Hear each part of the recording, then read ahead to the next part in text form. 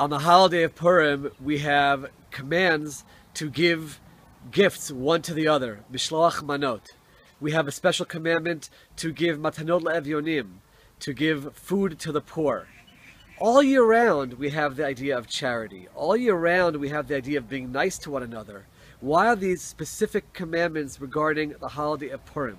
What is it about Purim which leads to these special activities of giving to one another? If you look at the story of Purim, you will see in chapter 3 of Megillat Esther, when Haman comes to Achashverosh and says he wants to destroy the Jewish people, he says there is a nation that is mefuzar or mefurad. They are spread out and they are scattered. And the commentaries explain that Haman understood the Jewish people were not unified. They were polarized. And Haman knew if they don't have unity, that's when the Jewish people can fail. That's when a decree to destroy them can actually work. When Esther hears about the decree, what does she say? Towards the end of chapter 4, she says, Lech knos et kol haYehudim, gather all the Jews together. The only way we'll be able to succeed against this decree, the only way the Jewish people will win, is if we are unified as one. That is what will save the day. And that is what happened.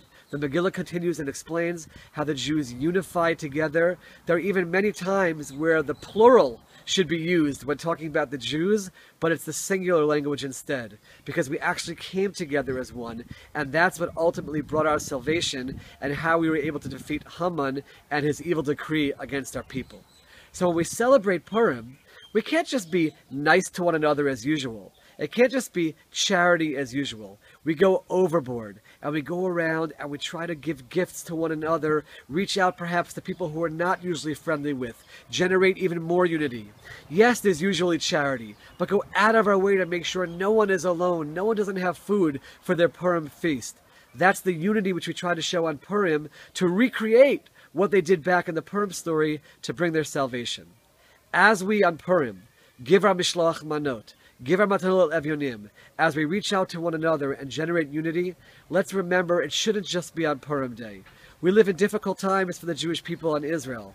What's the ultimate solution? We can have the best army, we can elect the best people to office, but ultimately it depends on us. It depends on breaking down barriers and becoming a unified people filled with harmony. Let's use this Purim to inspire ourselves to carry that message throughout the year, and may we be blessed in the merit of that unity to have redemption, to have peace. Wishing all of you a wonderful, happy Purim.